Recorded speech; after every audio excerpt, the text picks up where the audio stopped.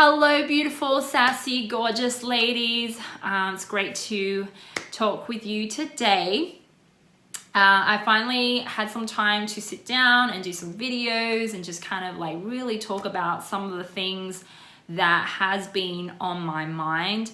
And today's no different. You know, I really enjoy doing these videos for you. In fact, I was just watching one of my older videos that I had done and just being like, yep, that's exactly right, you know, spot on, you know, when I was watching the video, and just feeling really good about it.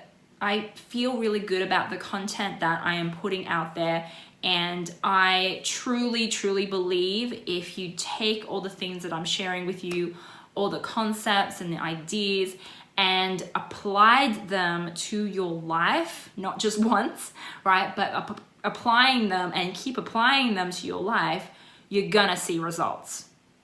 I'm not one of those coaches that just talk about theory.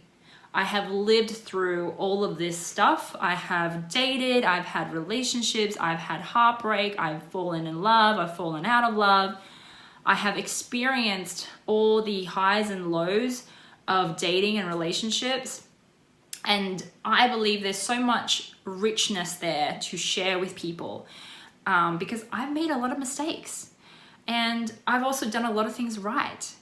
And I want to share what's worked and what hasn't worked, so you don't have to, go through the same, trial and error and the long way around getting that relationship, right? We need to be smart about this. That's the beauty of the internet and being able to share knowledge is we can piggyback off someone else's knowledge and success and get there faster, okay? And that's why I share what I share. And as you can tell, I'm very passionate about what I do. I mean, I've been studying success and relationships for over 10 years now. It's the thing that just drives me really and makes me feel good about what I do. Makes me want to jump out of the bed in the morning when I, normally would probably rather sleep. So that's why I share what I want to share.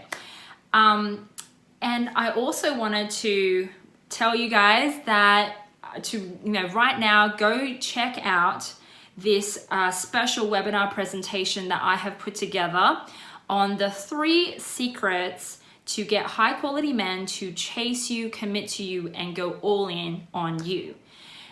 This is some of the best work I have ever done. I really go deep into some of the concepts that I talk about on these videos, but I go deeper into them.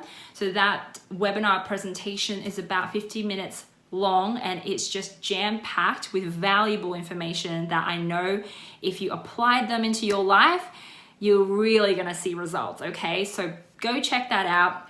To get access to that, you simply need to go to katiecoach.com/webinar. katiecoach.com/webinar. Okay, check that link out.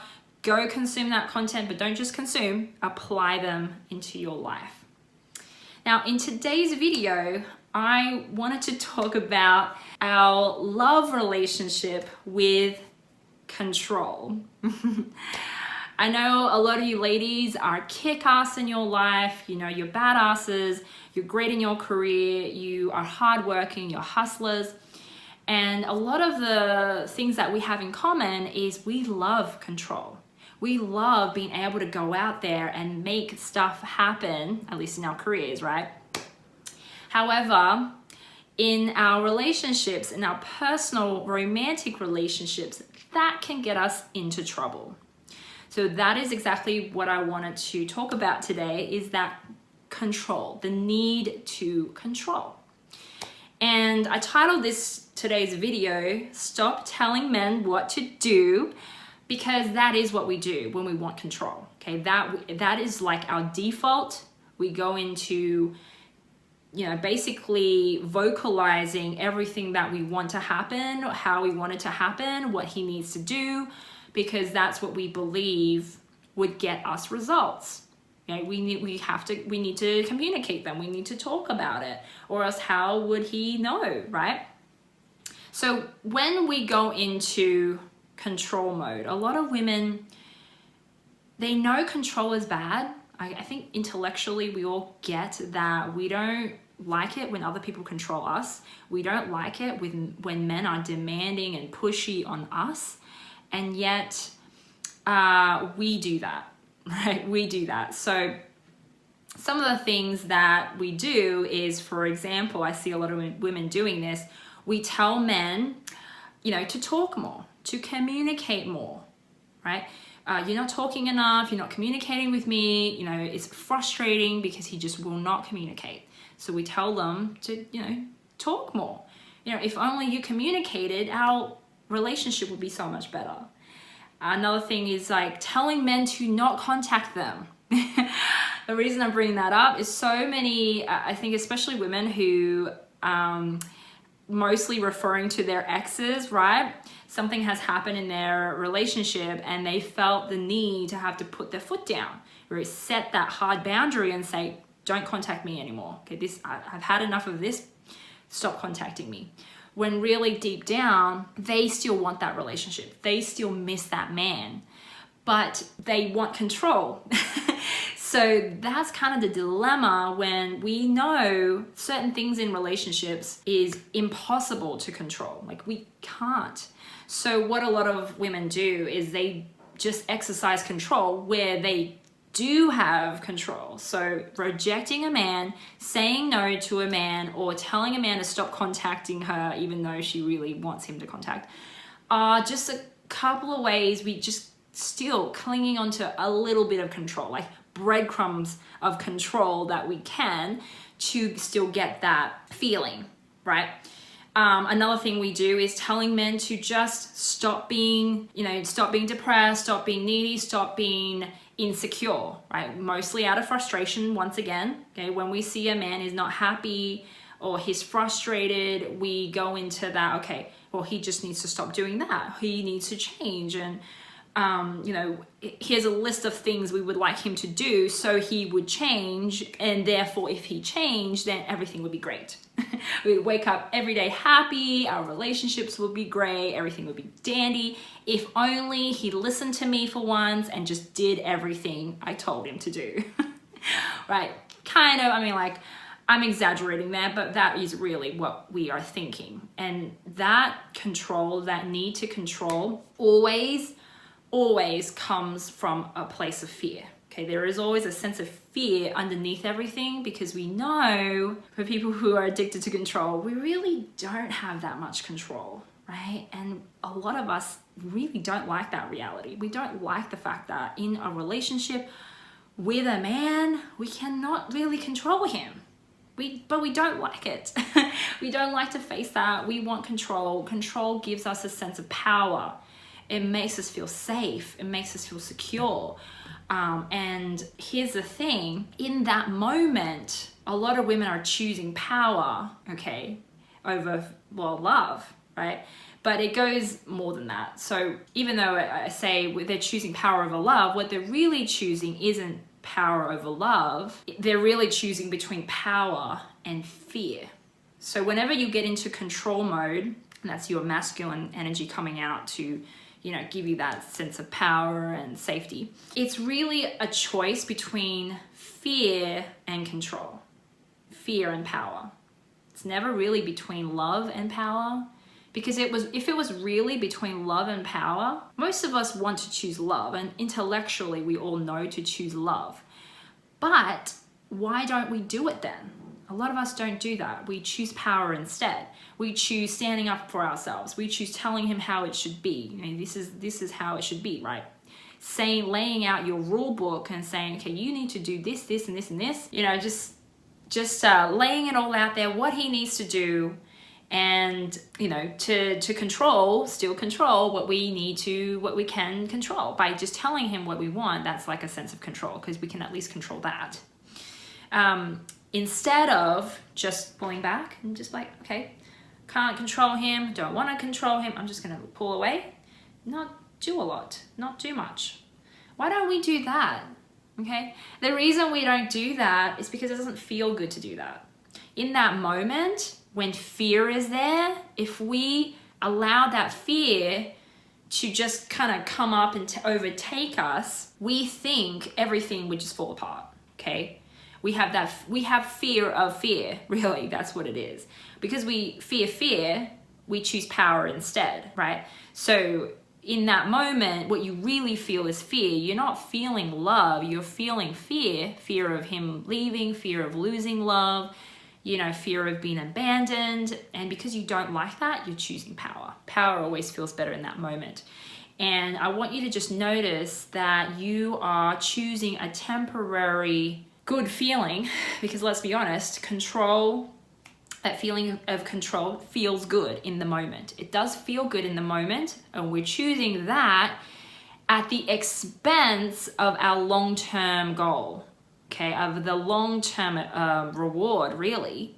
The long-term, you're going to get less and less connected with your man. You're going to feel more and more disconnected.